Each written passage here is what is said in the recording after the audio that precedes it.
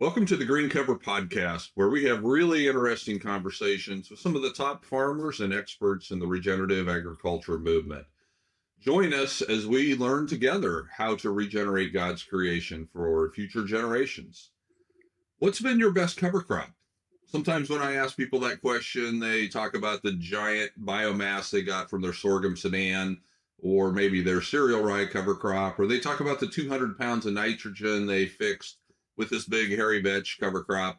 But today's guest has a really interesting and enlightening answer to that question of what's been your best cover crop. I want to welcome my friend Rick Clark from Williamsport, Indiana, into the podcast. Rick, welcome. Keith, thanks for having me. I think this is a great idea for you to start a podcast. You know so many people involved in this movement, and you're going to be able to get a wide slice of people. So I think it's awesome. Thanks for having me. Yeah, no, absolutely. And for those of you that don't know Rick, many people do, but Rick is a farmer from Williamsport, Indiana, and he is what I would say would be one of the leaders in the regenerative organic movement. So he is both an organic farmer as well as a regenerative farmer, both of which are hard to do by themselves, but really hard to do together. And he's doing it at scale. So Rick, why don't you tell us just a little bit about your story, your journey? You know, what has happened in your past farming career to get you to the point where you're at now? Yeah, it's real simple, Keith. Erosion.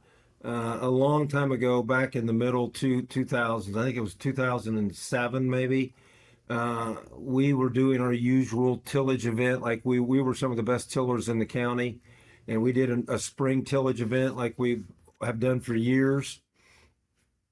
And we got a 1 inch rain event that evening, and it moved the soil on a 1% slope field to the ditch and onto the road. And when I saw that the next morning, I said, this is enough. We've got to stop. And at that time, the internet was going, but it was the slow squawking. Remember how it squawked to come online? And Yeah, that modem sound. Yeah, the modem.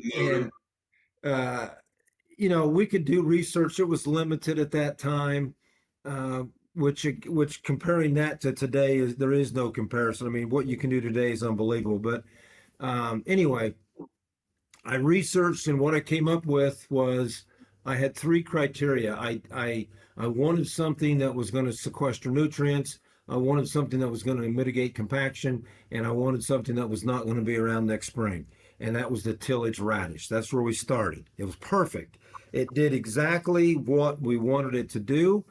And I've always said that when you try something new, you need to have it work that first time you try it, because you may not come back to it if it doesn't at least come to your expectations of what you want. And the tillage radish checked every box off for what I was looking for at that point in time. And this is probably what, early to mid 90s? Yeah, no, this would be this would be this would be early 2000s. Early 2000s. 2000. Okay. Yeah.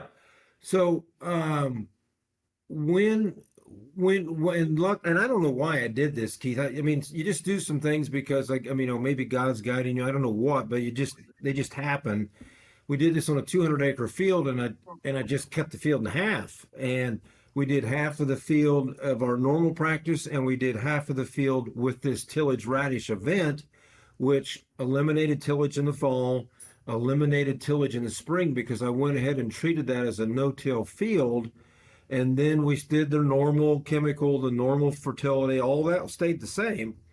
But when we got to the end of the growing season and the combine ran, not only was that field the best, that part of the field that had the tillage radish that we no-tilled had the best part or the best yield, it also had the best return on investment because we eliminated those 2 or 3 passes of tillage. So when I saw this right out of the gate, I'm like, wow, this has got some power, and then you start thinking about, how are we going to research this more? How are we going to move this across more acres? Was this a fluke? Is this just a one-time event thing? And then you start becoming a believer of what you're seeing, and you start going to conferences, you start talking to more people, and then you just start testing on your own farm, and that's what we did. Yeah, and you're right. It's important to have, some success right out of the gate, man. And that's why, a lot of times when we recommend a cover crop for people, we want them to start relatively simply, relatively bulletproof, things that we know are going to work. Cereal rye ahead of soybeans, for example, is, Yeah. a really easy way to start. And then they can graduate because it takes a lot of management. And I love the quote that our common friend Steve Groff, who brought the tillage radish to us, Mhm. I love it when he says cover crops will make a good farmer better and a bad farmer worse. And he's not saying it's people are bad farmers, but it's all about the management. You have to Yeah. apply the management just exactly like what you're talking about. So, talk about how you got from there to, because you weren't organic at that time, right? Talk about a Right. little bit about what drove you to looking at organic as your farming practice. Yeah, I'll tell you, the the segue into organic was the roller crimper. And I was reading a magazine, or I saw an ad for um, this event that was going to take place in Madison, Wisconsin, and it was being put on by a friend of both of ours, Dr. Aaron Silva from the University of Wisconsin, and the heading was something like, "Come to Wisconsin and learn how to roll or crimp soybeans and rye all together at the same time." And I'm like, "You're going to do what?" So Yeah, I showed crazy. up to this event, and there was about 35 other farmers there, and Aaron showed us how to plant green into cereal rye with soybeans at boot stage. And 40 days later, roughly, it's not a day thing. It's a maturity growth thing of the cereal rye plant, from between boot stage to anthesis, and anthesis is when it's dropping pollen. And at anthesis, that's when the cereal rye plant is the most vulnerable to be terminated with a roller crimper. So in that 40 days, your soybeans are growing in the cereal rye, and then you're rolling it all down, beans and all. And the beans just stand right back up, and away we go. And I'm like, this is crazy.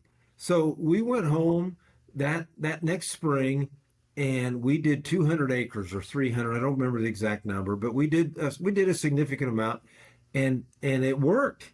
And now I was a little scared because this is all new, and we were still using some chemistry at that time. We had not gone organic yet. And I thought, you know what? I'm going to just make one post pass of a herbicide because I want to make sure I get a soybean crop. I wish we never would have done that because we didn't need to. And the next year, I think we moved into 1,000 acres of doing beans like this, and not one of those 1,000 got sprayed with chemical. And now I'm like, okay, we've got something here. We can make this work. This is the way we're now going to go in to organic. And then I want to tell you what also happened at about the same time. I I don't remember, Keith, if I was in a combine or in a tractor. It doesn't matter where I was, but I got to thinking about the health and the cancer, the diabetes, all of these things that were associated with my family tree. I mean, an uncle died of prostate cancer. I had a sister-in-law with cancer. My wife got cancer, breast stage 4 breast cancer when she was 30. My nephew had non-Hodgkin's lymphoma at 23. And you're like, you're just thinking to you, and then you've got you're getting older. There's grandchildren coming at some point. I mean, you don't know for sure, but they're coming. And I don't know about you, Keith, but when you get on, and I always call it the other side of life. I mean, we're on the back side of this journey we're on. Yeah. And you really look at things differently because when you're in the first part of your journey, you're impervious to everything. So you start thinking about how we can start to take these inputs away. You think about the health issues. Aaron or Dr. Silva has shown us the path. And you start to couple all this together. And that's the main reason why I went organic. I didn't go organic because of the price. Now the price is nice, but I went organic because of building human health. And I look at human health as two things. I look at it as nutrient dense, and I look at it as taking the harmful products away from human touch. I did not want my children or my grandchildren being around these skull and crossbone chemicals any longer. So that was what really led us to where we are. And I love it how, God not only helped you identify the problem, but he also brought that solution to you at approximately the same time so that you had a path forward. And that's just great to, It's he not often does that. It is nuts how people show up at the right time. How Yeah. you run into somebody at a conference, you see an article, you meet somebody somewhere, the phone, it's just incredible how everything has lined up. And I'm telling you, Mother Nature, God, whatever, it's all the same, has guided me exactly where they want me to go. Because I'm telling you, Keith, I have been humbled, but at the same time that I've been humbled, I learned some of the most things I could ever possibly learn from that humbling event. So it's, I sure hope that I have never misled anybody, or I hope I've never said that this is all my doing, because it's not. This is a culmination of a lot of people. And honestly, Keith, when you think about what we are trying to accomplish today, we are trying to remember everything we have forgotten about farming, because what we're trying to do today is what was being done 80 to 100 years ago. So we just have to slow down and try to remember how we got to where we are today. Yeah. And, it's, that what you're talking about, the people showing up or getting the information, that doesn't just happen. It's kind of like, a couple of weeks ago, we were at an event in Indiana with John Kemp, you and I and John speaking, and he was talking a lot about quorum sensing. Yeah. And when enough of the right organisms are present, then Yeah. the light switch kicks on and this quorum sensing happens and it all starts operating as one big organism. I think it's the same way with people, Rick. I Exactly. think that when you surround yourself with enough of the right people, you're going to the right events, you're researching the right things, then that light switch kicks on and then all these things start to happen. So Yeah. it's a little bit like an overnight success that you've worked on for 10 years. Yeah, I totally agree. I totally agree. And I what I really like about that is we need to figure out as a group how to move this to a higher acceptance, a higher level of acceptance across not only the United States but the world. So we need everyone that's involved. And there are times when um, some people's ideas are shot down online pretty hard, and we need to stop that, because there is not one method, there's not one answer of a system that's going to make this work. It's going to be a culmination of a lot of pieces, and we have to learn how we can use all of those tools to our advantage. And sometimes, Keith, tillage is that tool. Sometimes, I mean, I've pounded hard for no tillage, but sometimes there needs to be that reset. Now, I'm not talking about on a field that's 30% slope that should never be tilled. That's not what I'm talking about. I'm not, and I'm also not talking about that we're going to become full-time tillers. I'm just saying that we have to understand how to utilize all those tools. And there are a lot of systems out there that are in place that we can pull pieces from everybody. So we need to all come together in this quorum sensing collective that you're talking about. Yeah, I just love thinking about that concept and how we've seen that work in our own lives and our own experiences. So I appreciate that. And I'll just say one other thing, Rick. I really appreciate and admire your willingness to share your information. I know Yeah. you're very busy. You travel, you speak at lots and lots of different places.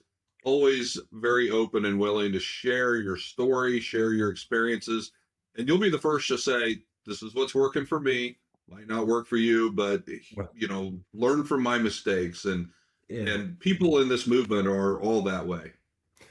Yeah, the one thing that really scares me the most about that, Keith, is someone will take me out of context. They won't they won't hear the whole story that I'm telling. They maybe come in at the very end and then they make an opinion or a decision about a perception or something. Those are the things that worry me the most. But I think most people understand that I'm a fairly vanilla type individual. I don't put other people down. I sure don't tell people that they need to farm the way we farm because this is very hard. But I think you can take a couple of pieces of what we're doing and take a couple of pieces of what someone over there's doing and bring it to your farm. And the number one thing is to make sure that you do not jeopardize the livelihood of your farm. You cannot just all of a sudden go to a conference and be excited and all ramped up and amped up and hey, we're going to just go. Rick said we're going to eliminate inputs. Let's just go do it tomorrow. No, it doesn't work like that. So we've got to go slow and make sure that that farm is still there tomorrow. Yeah, I've heard. I think it was Tom Robinson from Australia. I heard him say you have to earn the right to reduce or eliminate your inputs, and that Yeah, means you've got to build the system in order yeah, to do that. And one big way that you've done it, and lots of people have done it, is through the use of cover crops. And so I want to kind of segue over into a bit of the opening that I had there about talking about yeah, cover crops. And so I asked that question at the beginning, what's been your best cover crop? And I know the answer, so spoiler yeah. alert, but I think it's a Well, great answer because you really learned some things last year. yeah. Well, I'll try to keep this short and quick. We were most fortunate because of you, Keith. We were most fortunate to have Dr. Christine Jones show up on our farm last year, and she spent 2 days on the farm, and it was the most eye-opening experience I've ever witnessed. I was the most excited. I mean, this is one of my mentors. I mean, this is a lady who is the queen of ecology and I don't know what all her titles are, agronomist, but I mean when she's one of those people that when she speaks, you better be quiet and listen to what she has to say. And she said a lot of things that those 2 days that really opened my eyes, not only about the importance of diversity, the importance of quorum sensing, the importance of following the principles of soil health, all of these things.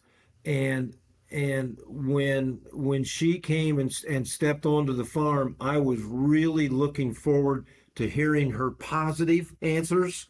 And she was very blunt. I mean, she wasn't, I wouldn't say she was disappointed with what she saw, but she was hoping that she would see a little more diversity in the springtime than just a single species of legume growing. And by golly, Keith, she was right. When we pulled into that field, I could hear her heart sink, and she just mumbled, "Oh my gosh, this is just a single legume growing here." And then my heart sunk, and I'm like, "Oh my gosh!" I almost wanted to just turn around and drive Go find a home. different field. But we went in, and she was right. There was a compaction layer down 2, 3 inches down, right underneath it. I mean, Keith, this was a beautiful field of hairy vetch, beautiful, Was. Yeah. and there was corn growing in it, and everything was happening like you wanted it to happen. But anyway, she then and I knew this already because you've had these webinars where you've had her on your show and she talks about nitrogen getting the right plant groups together, and you don't need or if you don't need a legume, you don't need a lot of a legume or a lot of numbers of legumes. Mhm.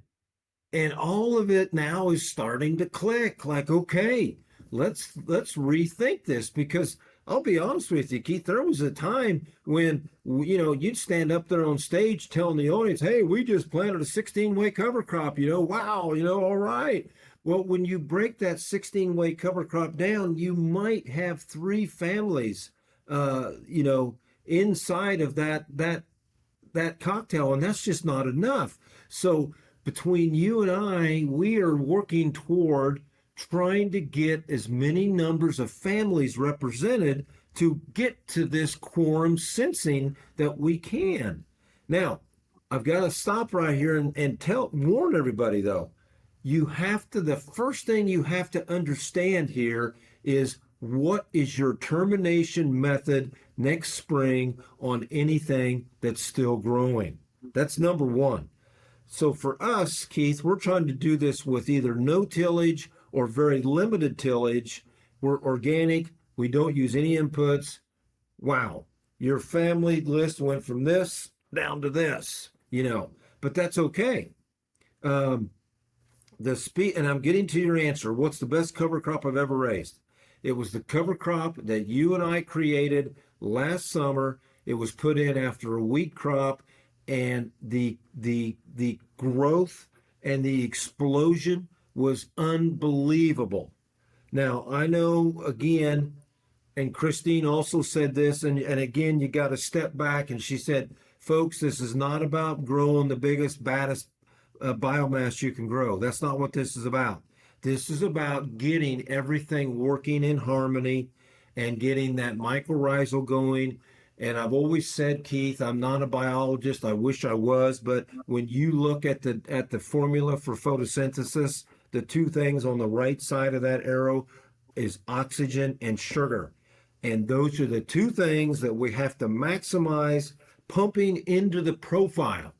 And you're going to only do that when you have all of this solar array taking place with these cover crops. And what we have? 6 families in that one, I think, I Keith? think it's seven. Seven. Seven. 7 families, and I think you and I can get to 10. And I do too. when we get to 10, we're still only going to have 1 or maybe 2 families that will survive the winters of the Midwest, and you'll have to deal with next spring. But remember, we're trying to do this with no tillage. So I have a rule. It's called the 70-30 rule. 70% of our weed suppression is coming from the cover crop, and 30% is coming from the cash crop canopy. So we've got to have enough hanging around next spring to get to that 70-30 rule achievement. And by the way, Keith, I want to tell you, I went by a couple of the fields yesterday that we did this cocktail in, and the triticale, which was one of the species in there, is already growing. It's about 6 inches tall, and we've had a lot of up and down weather. We've had 70 degrees and we've had 20 degrees within the last 3 weeks. So everything is coming now. And we had some vetch in there, and we also had some Balanza fixation clover in there. And I don't know yet if they're going to show up to the party, but we'll know that in just a few weeks. And just for a bit of context for people that may not be quite as familiar with the plant families, what Rick was referring to was that every legume you could ever think of, everything from alfalfa to clover to vetch to peas, soybeans, one plant family, all of them, one. So you could have 6 legumes in your mix, and you still only have one plant family. Every grass, oats, barley, sorghum, millet, corn, sorghum, all of them, one plant family. And then all of the brassicas, radishes, turnips, collards, the whole gamut, one plant family. So you can have, like you were talking about, 15-way mix, but if it's only from those 3 groups, you've only got 3 plant families. And that's what Christine was really hammered into us, Rick, not only last year at your place, but, just every time I've heard her talk, and again, it takes a while to get through the thick heads. It's not about the number of species. It's about how many plant families, because they're put into different families because they have unique characteristics that these other ones don't share. And that's what we want. We want uniqueness coming to the party. Well, and the other thing too, Keith, is we never know what the weather's going to be. We don't know which of, you put out 6 or 7 families, not every one of those species within that family may grow. And so you've got to increase your chances of success by just totally increasing the number of people or the number of species that are in that cocktail. And you know, I'm gonna do it. We're gonna do it this summer. We're gonna create a cocktail with no legumes. Or if we do, it's gonna be one, and it's gonna be a winter kill species. I mean, we had this meeting 2 weeks ago, and again, another eye-opening. You had an hour and a half presentation that just blew most of the people's minds, Keith. But one of the things that I really pulled out of that was, you know, I'm a guy here who's trying to be a no-tiller, and yet I think I need some legumes to create and build some nitrogen for me. How about we plant some warm season legumes in the summer after wheat, and they will winter kill? Wow, I'm sure there's already people who've already doing this, but it just kind of checked that it just clicked with me. So then next spring, now the only downside to that is the only ground cover we're going to have is the triticale that we put in, or a little cereal. I probably don't want to do cereal rye ahead of corn, but triticale, I'll do that. And now that's going to be my only barrier for suppression then, Keith. So, I mean, there's always something we have to look at, but I think it's worth trying these warm season species. Yeah, it is. And I think to maximize diversity, in my opinion, and I think I mentioned this in that talk, because there are so many legumes and there's so many grasses, I think if you have something representing cool season legumes and something Yeah. representing warm season, and same with grasses, we want a warm season grass like a sorghum or a millet, and then also a cool season. We want a brassica, but then this great diversity comes from this category of other broadleaves. So, in the mix that you had last summer and what we'll continue to do and build on, so buckwheat, completely different plant family, flax, completely different plant family. Yeah. We had sunflowers and safflower. Now they're in the same plant family in the Asteraceae or the daisy family, but that's an important one for you because one of the weeds you fight is Canadian thistle, right? Yeah. Yeah. And When Christine was here, I don't know how many times she said Daisy family. You've got yeah, something going on here with the Daisy family. I mean, it was just constant. And I think also, Keith, again, I don't we've got a wide variety of listeners here. If you are a farmer that still is using chemistry, great, that's great. Then you need to not only be having warm season, cool season, you need annuals and perennials. Because I asked you that question in that meeting, what percent of these cocktails you create are annuals, and it was over 95%. Yes, that there is diversity there, but we're still limited on annuals to perennials.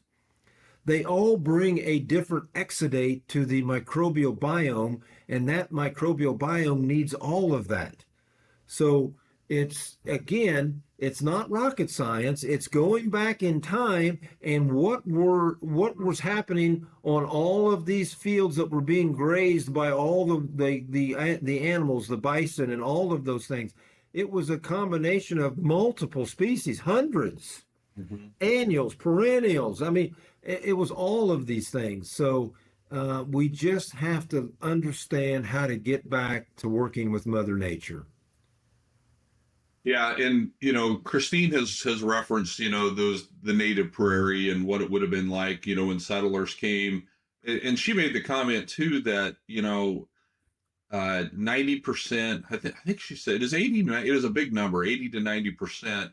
And I don't think she's talking about by biomass, but by number of species were forms. Yeah. And that's what we're talking about right here. So, buckwheat, flax, sunflower, safflower, these are all would be categorized in that forb family.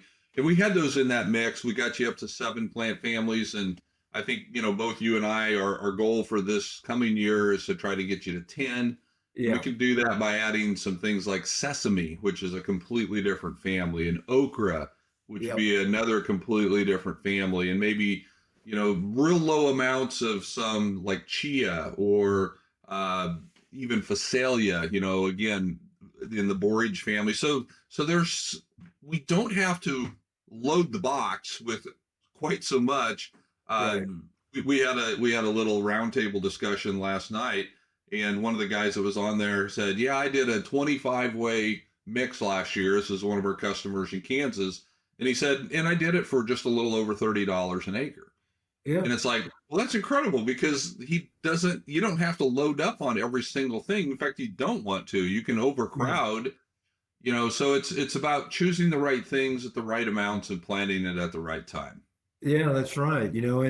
And I'm going to tell you, I'll give a little tidbit of what I'm thinking about doing this spring. And again, this isn't something that there's a lot of people doing this stuff, but we're going to put some flax and we're going to put some buckwheat together into some corn and maybe some beans as well.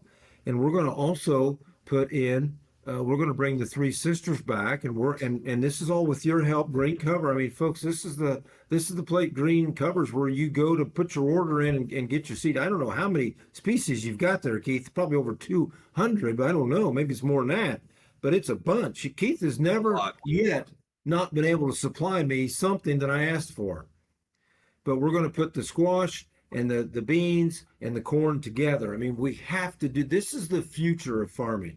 We have to understand how to commingle these crops together and either A, find a buyer that will buy that commingled product when you harvest it at the end of the year, or get a cleaning system and clean the crop and separate the crops out and sell them as individuals. That is the future of where we're going to really take this regenerative movement, in my opinion.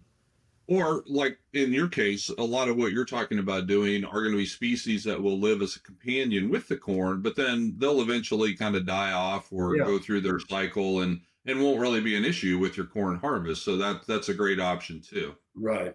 Right. And Yep. then you've got some cattle and you've got sheep.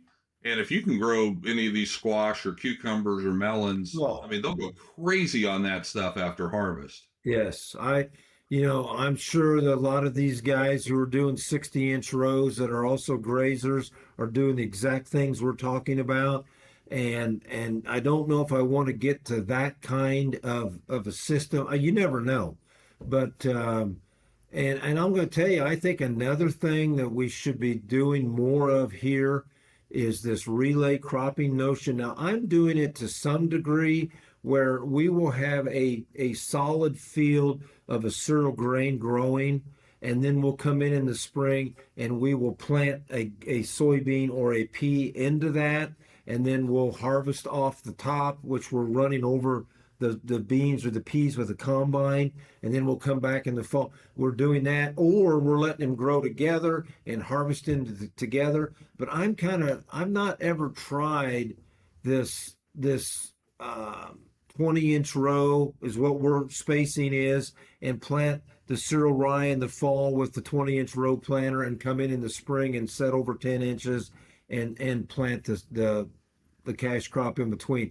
I want to try some of that because I feel like that is a great way to continually to have a living root growing as many days out of the year as possible. Yeah. Yeah. Well, you just need to go down the road to your fellow Indianian there, Jason Mauk Mhm. he's kind of leading the charge in that area. Maybe we'll have to have him on the podcast because he's a Yeah, fascinating guy to listen to and talk to and just yeah, he really has thought it through and has got, I was at his field day a number of years ago and yeah, it's just a cool system. yeah. I mean, there are a lot of smart people that are not afraid to try something new, and that's what this takes. I mean, a lot of if you would ask most, if not all, of your farmers that you have on this podcast, they are all probably doing trials on their own farm and learning from their own mistakes and their own system, because it just because I say so doesn't mean it's going to necessarily work in your context. You have to try this on your operation at small scale, and I'm sure everyone, including Jason is trialing something all the time. Oh, all the time. Yeah. Yeah. Yeah. Yeah. Well, I want to just bring out one more point, Rick, and then we'll kind of bring this to a close. All of the things that you're talking about doing with this diversity, having, to get 10 families in there to get all this great diversity and all this growth, you're not going to be able to do that if you're strictly in a corn soybean rotation, right? That's right. And the reason is you can't plant warm season crops in October. No, no. You know, when I describe what we're doing on our farm, the things I say, we're the crops that we're raising is corn, soybeans, wheat, alfalfa, peas, milo, buckwheat, cover crops, sheep, and cattle. Well, right there inside of what I just said right there, there's two ways to get these established. I said we raise the cereal grain in there. You Yep. do not double crop another crop behind that cereal grain. And I said livestock. Pull your livestock off of your grazing field soon enough to go out and get this 10 family cocktail established in late summer. I mean, what we're talking about here, Keith, and I'm in West Central Indiana. This cocktail that you and I created needs to be planted. I mean, to fully utilize what it can do for you, needs to be planted by the third week of August at the latest. I Yeah. prefer the second week of August. A little You're earlier, not going yeah. to do that in a corn bean rotation. No. So, and the other way that we do this, we've got three ways to do this, and I call it a regen year. Sometimes we take an acre out of production because it's fallen behind in the system. It winds up being that last field harvested. It's the last field planted in the spring. All you can do is a single species monocrop cereal rye, which is, by the way, might be more harmful than a single species monocrop that I found. I mean, you can rely on one species too much. And I think that's part of the compaction issues that Christine experienced, was not only the legume single species, but too many years of a cereal rye, because that's the only choice we have in October in the Midwest. So you have to understand that the cover crop, or let me start over. I've got a saying: the success of next year's cash crop starts with the success of this year's cover crop. It's that important. So, yes, you are not going to get this in a corn soybean rotation. Again, I would imagine, Keith, that when I look at the principles of soil health, my number one is diversity. And that diversity is not only with, you used to have four plants in your cocktail and now you've got 10. Yes, that is diversity, but now you need to get annuals and perennials, warm season, cool season. You need more than two crops in your rotation. The cash crop is diversity. You need diversity of the people that are in your life. I mean, diversity is everything, all encompassing. Yeah. No, that's a fantastic point, and just so spot on with how God has created us not to live in isolation, and He didn't create plants to grow in isolation. And Right. I love how that synergism comes together. So as we kind of wrap this up, Rick, I like to just ask people kind of a last question. Somebody just getting started, somebody just going down this path. What would be one Yeah. piece of advice you'd have for them to help them get started? Yeah. The internet is alive with a lot of ideas. Go out and try to find some people that you trust and that you understand, and that you become you become one with, because you can tell there's certain styles that people like and certain styles you don't like, and take a couple of ideas and try them on small scale. And Keith, you have one of the best tools created for this, your calculator that builds your cocktails, that shows you everything about that. Is it a heavy legume, or is it what's the carbon and nitrogen? I mean, all of these things you are telling in that calculator. So it's an easy way to build a two or three species cocktail. And that would be my recommendation if you're getting started: two or three species. And then again, what is the method of termination? If it's chemical, then there's nothing in your lineup that you should be afraid of. If it's less chemical and less disturbance, then you got to be a little more careful on which species you pick. Well, thank you again, Rick, for all of this great information. I look forward to working with you on building this 10 family mix. And we're going to have to ratchet that goal up every year. So it's going to get harder and harder. But look forward to working with you on that. And maybe we'll have you back on down the road and we can have an update on how that one went. Thank you, Keith. All Thank right. you. It's an honor. Good luck and thanks and good luck everybody. And number one thing for 2025 is everyone please be safe. Yeah. Amen. Thank you, Rick. Thanks. Bye-bye. My brother and I started Green Cover in 2009 because we understand what it's like to be a farmer starting out on the journey to improve soil health. We saw the power of plant and biological diversity on our own farm here in Nebraska, but we found that it was difficult to get the right cover crop seed mix. We also learned that there was a big learning curve in successfully implementing cover crops. That's why we built Green Cover, so that farmers like you can access the highest quality cover crop seed, put into the right diverse mixes, along with the technical advice and the educational resources to help you successfully implement cover crops on your own operation.